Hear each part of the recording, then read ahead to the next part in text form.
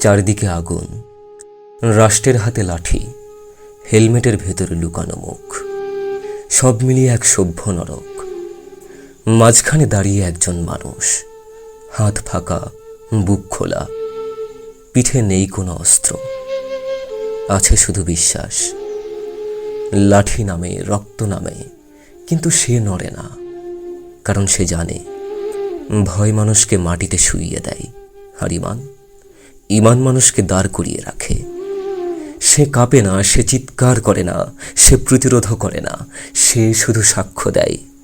এই আগুনের ভেতর দাঁড়িয়ে সে বলে না তোমরা অন্যায় করছো, সে বলে আল্লাহ আছেন, আর এতটুকুই যথেষ্ট। কারণ যে মানুষ আল্লাহকে ভয় করে সে কোনো রাষ্ট্রকে ভয় করে না।